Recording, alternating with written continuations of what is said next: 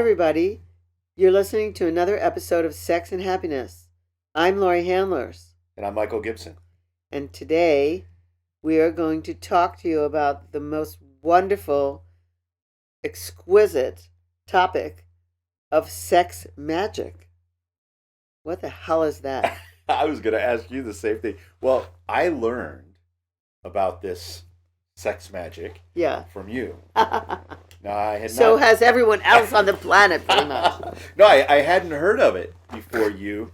And then after you, I learned a little bit more about, some of its roots. But it's fascinating to hear you tell how you came about this thing you call sex magic. And you've done it all over the world. You've shared this with, thousands of people. I have. And I think you're one of the great proponents of sex magic, and you have evidence in your life for how sex magic works. I do. How did you come by this, Laurie? How did you come to know what sex magic was? I'm not really sure. I heard about it when I was studying Tantra. And here's what I was taught. And then I sort of put two and two together and decided what I should do. And then I met someone who I practiced it with.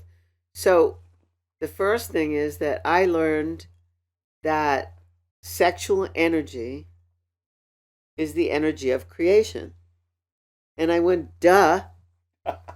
Like, how did I get here? Two people got together and had sex, and then I got here. Right. It's a miracle that I got here. It's science doesn't actually know what happens. It's kind of an alchemy. It's like, oh yeah, they know that a sperm fertilizes a zygote, but like, really? How did people get created like that? How did animals get created like that? How did sperm whales get their name? You know what I mean? Like all this stuff. The mystery of DNA and all the rest of it. Exactly. Right. It is a mystery how it got created. Now, I'm not going to go into the God story, and I'm also not going to go into the evolution story. Evolution story. I don't care. All I know is that a sperm impregnates a zygote or fertilizes a zygote, and there's no bees involved. There's no birds. There's no birds involved, but something internally happens inside of a woman's body in the area called sex, in the genital area, which is called the second chakra, the sex chakra, and then all of a sudden a life gets formed. If that isn't the energies of creation, if I'm not God and you're not God, creating something like that, then what? Yeah. Like, really? Right. Something outside is doing it? I don't think so. So then I said, well, I don't have to only use this energy for creating a baby. Someone might have said that to me. Like, it might have been my Tantra teacher. I don't know.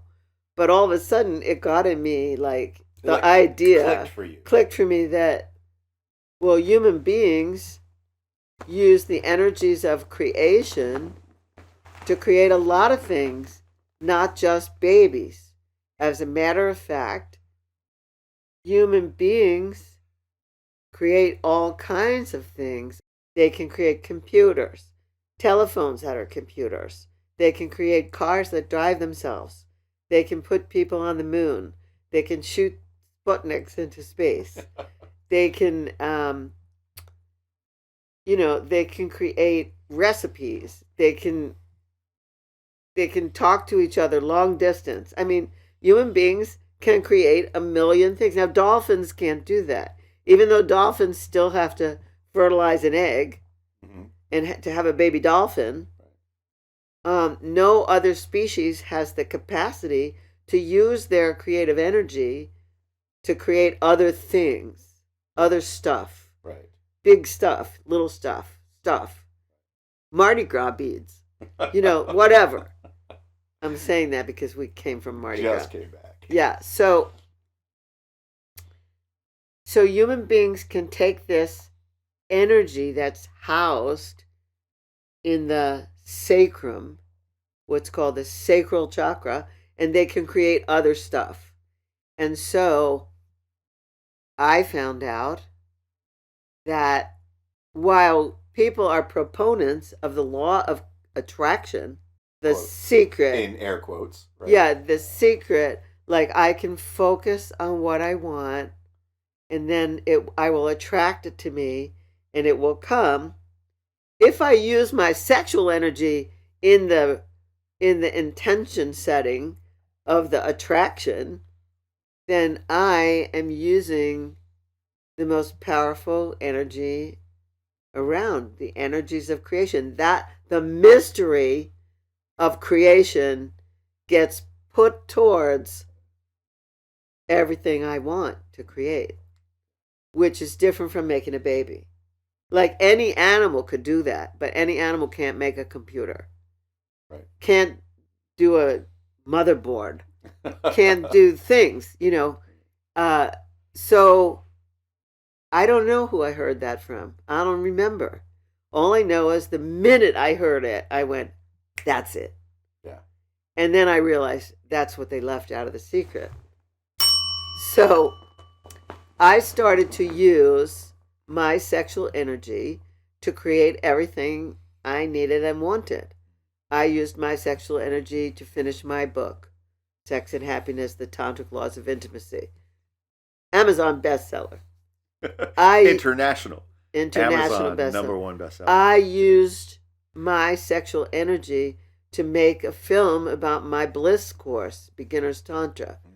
I used my sexual energy to make another few films. I used my sexual energy to make this podcast. Because everything was happening at once. I was in New York and it was crazy. And I had to use my sexual energy to expand myself so that it could all happen, because it started feeling overwhelming because everything was happening at the same time. So I used my sexual energy to, I self-pleasured. When I say used my sexual energy, I self-pleasured to expand. While I was self-pleasuring, I would say, you're getting bigger and bigger. You're getting big enough to hold it all. And I still do that. So that's how I discovered sex magic. I mean, and again, I don't remember exactly who talked to me about it. Who was the first person to talk to me about it? Okay, roll them forward. Then I came to a conference here in Arizona, and at the conference, I was the moderator of a panel. The conference was called Sex and Consciousness, and it was hosted by Baba Dez. Ah. And it was pre-ISTA, or it was at that time it was the formulation before ISTA got, and ISTA is the International School of Temple Arts, of which I'm a faculty member. So I was moderating a panel on teenagers and sexuality. And there were 4 panel members, and I was the moderator. And there was a guy in the audience who kept calling things out. He knew a lot, and he also had a couple of kids. And at the end of the panel, there were other people who were interacting with the panel really well. And so at the end of the panel, we were recording everything, and I said, anyone in the audience who was very interactive, you can come up now and get on the mic and say a piece. Say anything after you've heard this panel. Say anything you want to say that you think should go into this video. And this person came up. And the person was Stuart Berlin. Ah. And so Stuart came up, and then after he spoke, and when the panel was over, I said to him, who are you? And he said, I'm a former pediatrician. I live in Los Angeles. And I've written a book called Tantric Kabbalah, subheading Sex Magic. Or maybe Sex Magic, Tantric Kabbalah. I don't remember which way it went. Anyway, I went, no kidding. You seem to be very versed at this. Let's exchange books. So I gave him my book, Sex and Happiness, and he gave me his book, and I read his book. It was great. And then then I did 2 podcasts with him. One on his first book and one on his second book. His first book was called Every Woman a Goddess, Every Man a God in Her Service. And I thought that was just the cat's meow. What a great title. Yeah, and it was a great book. And then the second book was the Tantra Kabbalah Sex Magic. Yeah. And so he was on my show both times, a while back. And we decided we would get together. So we got together. He came here. We got together maybe 5 times. And we exchanged our ideas about sex magic. And we performed sex magic with each other. And it was amazing. And that's how I really got into the practice of it. And a lot of what I do comes from Stuart, from some of Stuart's ideas about how to honor the goddess in a woman. So anyway, how's that? How's that for the history of my sex magic? I love it. You do. And thank you so much, because it's it fleshes out, this thing that we're going to share a little bit more about, how this thing came to be in your life. And it is a practice. It's a practice that you and I mean, you did sex magic in solo practice. I did. There is a solo practice to it. And then there's partner practice. Right. And you and I, we have become very skilled, attuned and skilled at the partner practice. In fact, it's part of the work that we do, and it's an integral part of it, because there is a creation to be had from our sexuality and from our intention through that sexuality. So right. we can apply this methodology for creating what we want in our life by using this amazing, like I said, methodology. It's incredible. So I learned about it from you. I know, and you're so good at it. And we're not making babies. I'm too old to make babies. Yeah. Well, I'm too old to raise babies. I have no intention of doing that. And one, I think it was one evening or it was a weekend that was coming up several years ago, and you asked me, you called me up and said, hey, would you be open to, working with me in a sex magic training that I'm giving? And you had several couples involved, and I came and I learned it on the spot from you in that time frame, and I was hooked. I know, but you were like a quick study. Oh, well, thank you. You were awesome. Thank you. You had things you were saying to me in the ritual had all the people crying. You were so intense and beautiful about it. So, shall we talk about it? Yeah, let's. So, we had this experience, and actually, I think it's really better if you start off with it, because in the way that you taught it, it was so natural, and it had me mesmerized by the setup. So, if you don't mind, why don't we do the setup, kind of how you did it when you first taught? So, yeah, first of all, I want to say that according to Stuart's lineage in this, he has it that the goddess, or that in the female, or that in the receiver body, because I don't want to discriminate against people who are in same-sex couples. Mm-hmm. They can do it too. But someone has to decide that they're the receiver. Correct. So it's either the person who's in the woman body, or it's a person who, if it's 2 women, who's being in the feminine for that ritual. If it's 2 men, the one that's being the receiver in that ritual, that person's body is the altar. That person takes on the persona of being the altar at which the other person prays. Got it. Like it's a religious experience. Right. Not in a religion, but a religious spiritual experience. The person receiving the treatment, the touch, the sacrament, right. The whatever you want to say, because I don't know these things because I was never religious, but right. The thing who's receiving it is the altar at which the other person is a pilgrim. praying. Right. Okay, so that's the first thing. So there are roles. So only one person is receiving. Only one person is transmitting. Only one. One of one is doing one, and one of the other is doing the other, and that's it. And so, and that was specifically designated by Stuart, and I loved it. And because much like you, he wants to bring out the goddess in every woman. So it was very gender identified. But because I work with so many people who are not gender identified, not by what is it? Binary. Yeah. I couldn't remember the name.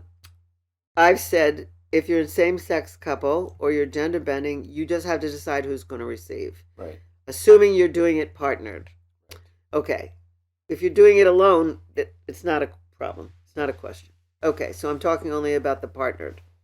So the person who is the altar, all they do is prepare. They prepare. They get clean. They get, ready. They wear a gorgeous something very sensual, something very sexual, and they show up. Now the pre-work before they show up is what I talk to the transmitters, the people who are the doers. And the people who are the doers, I talk to them for a long time. I say, one, you're going to build an orgasm in this person's body over a long stretch of time, minimum an hour. So what does that mean? Well, you're going to work the different parts of their body, building up a very slow burn to climax. Yeah. And sort of like building a fire. Like, yes, right? Stoking a fire. And then stoking that fire. Exactly. And adding logs onto it. Yes. Yeah. And so they're like, well, what am I going to do? Right. There's the technique. I've sat with groups of men and they're like, what? What am I going to do? And I say, well, you're going to slow it way down. Right. You're going to leave space in between what you're doing. You're going to take breaths together. And, as a matter of fact, you're going to incant things. You're going to chant things to this person. You're either going to write a poem or you're going to pick a song that you've heard and you're going to say all the words while you're doing what you're doing. So this person is going to be mesmerized by not only the music playing, but also the slowness of your touch, the building of their heat, and things that you're saying to them that are kind of what we just discussed before in the last show, non-ordinary reality. Like you're going to make a bubble at first. Mm-hmm. You're going to say desires, fears, and boundaries together. And intentions. And intentions. And you're going to create a partnered intention. That's right. So you can have a personal intention and you can have a partnered intention. And actually the group decides on a group intention before the ritual even starts. Assuming you're in a group, if there's more than one couple set up, which we had 4 couples, I think, that night. That time, and then we've done it with 150 people. That's right. At a festival. So we created an individual intention, a coupled intention, and then a group intention, and that's the power of this, where you can set all these multiple intentions. Yeah, this is the real secret. Yeah. So then, and then the directions that I give to the receivers, I said they only had to show up, but that's not true. Not only do the receivers have to set an intention, but they don't hurry to climax, to have an orgasm. They don't hurry. But when they do have an orgasm, when they're just about to have an orgasm, they have to speak out loud the intentions. And they have to shoot the orgasm along like a rocket out of the crown of their head that carries the intentions. And it carries the intentions into what you might call a matrix in the sky, in the universe, in the atmosphere of every orgasm that's ever been. So it's connecting with all orgasms that have ever been on the planet. And that's a lot of power right there. That's right. That's more than rocket fuel. It is. It is. It's very powerful. And so they have to focus on that. Now, at the same time, the giver, the doer, is saying things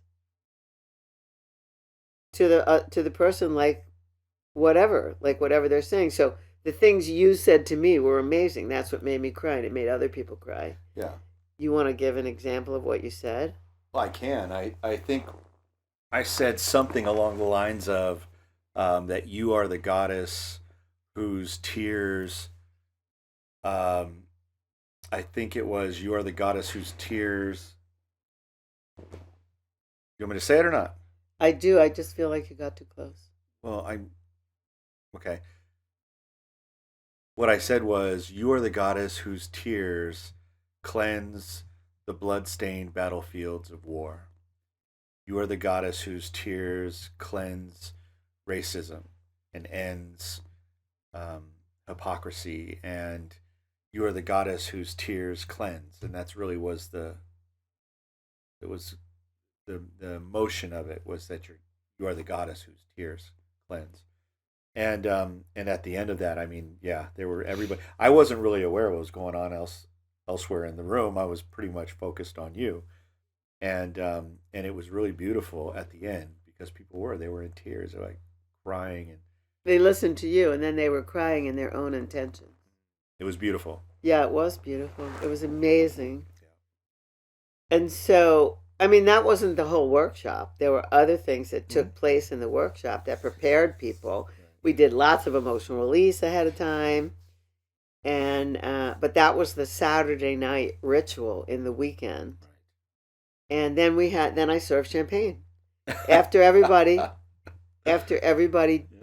does their thing, which the music cues people up to, like you were also the lead giver. Right. So you had to round people up to the musical cues and let them know when the music was going to crescendo, and then when the orgasms had to take place, because we all had to do it at the same time. Right. You want the orgasm to be all happening in concert, just along with the music.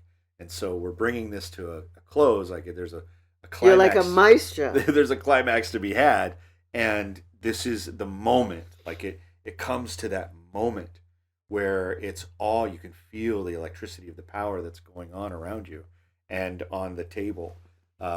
So oh yeah, they're all massage tables. We had like 4 massage tables and one pod that was on the ground. And we've done it with people that were, like the 150 in Mexico. They were all over the place, right? They were spread out everywhere. Yeah, throughout the hall. Yeah, and so these are this is the final, like the final moments of it, and then there's of course a time of integration and completion, and something I want to mention, and I know I'm going to kind of go back just a little bit, but as for the giver, I like to call them kind of like the high priest, and then you have the shaman. You have your person who is sort of like the god or the goddess that's going to be releasing that amazing energy, this powerful energy, this sexual energy.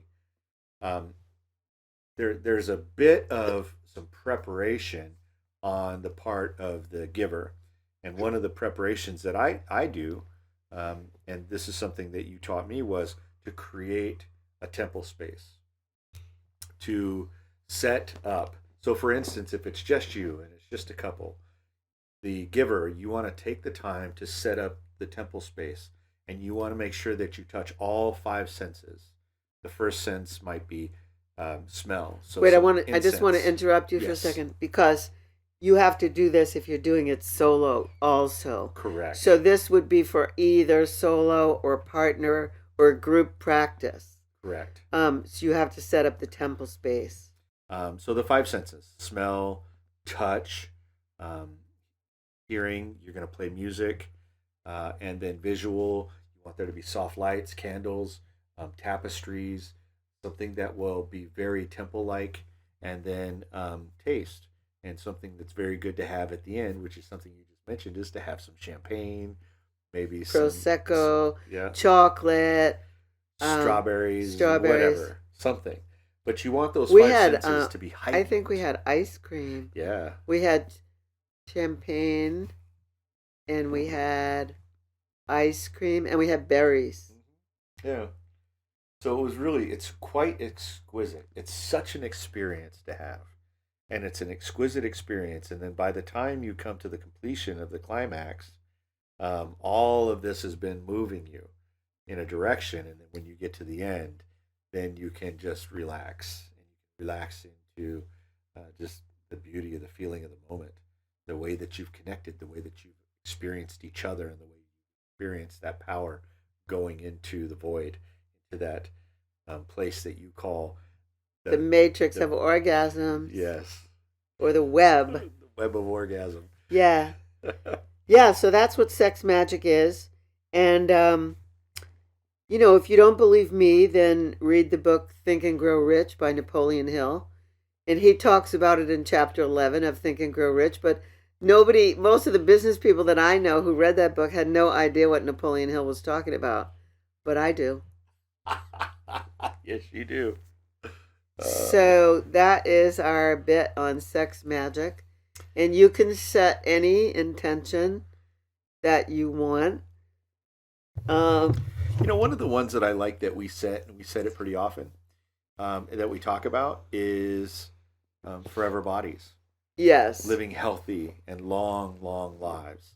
And being, I think that's really important.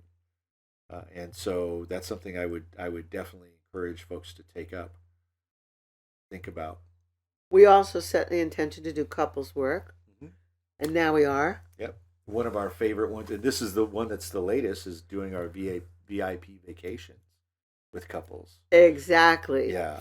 We're taking couples who are either shy and don't want to be in a group, or couples who are high profile and they don't want to be mixed with other people. They don't want people, they'll be recognized or whatever. So we're taking them away to exotic places in the world for something like 4 days and teaching them. It's like a one-on-one session, only it's us as a couple with them. And we've started to do that. So yeah, if you're somebody that's hearing this and you have you want to come with us and do these kinds of things, please contact us through the website lauriehandlers.com. And if you know somebody, if you know couples who are in trouble and they just don't know where to turn, and couples therapy doesn't really do it. I'm just going to say it's not.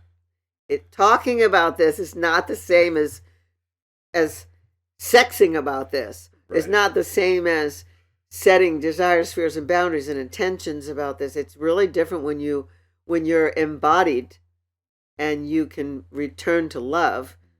Those are the kinds of things that we teach at our VIP couples retreats. And so please have people that you know contact us.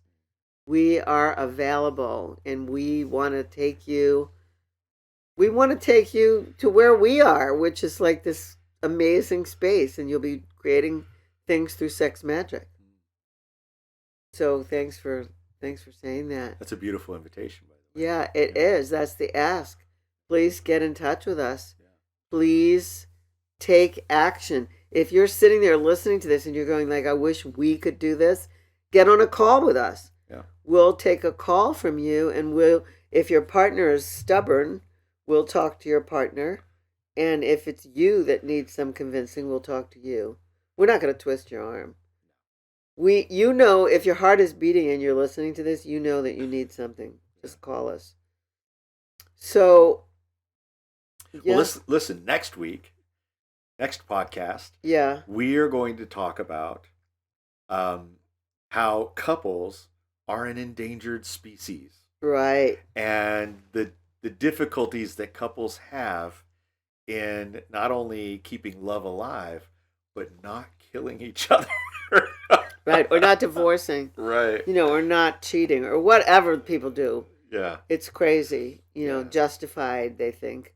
So, yeah, we're going to talk about that. And we would love to hear from you. So please do get on the mailing list. Go to lauriehandlers.com. Write to us. Send us any questions that you have. Actually, send us ideas for things you want us to talk about. Yeah. we have a lot of ideas about a lot of things that have to do with couples. So we'd be happy to answer those questions for you. Yeah. And maybe even come up with some solutions. And let us know how you did in sex magic. Oh, yeah. Well, I want to hear all about that. Yeah. What have you created? Okay. Yeah. All right. So we're going to sign off for now, and we invite you to tune into our next show when we talk about couples and endangered species. This is Laurie Handler signing off. This is Michael Gibson. Thank you so much for listening. Yeah. We love you. Bye. Bye-bye.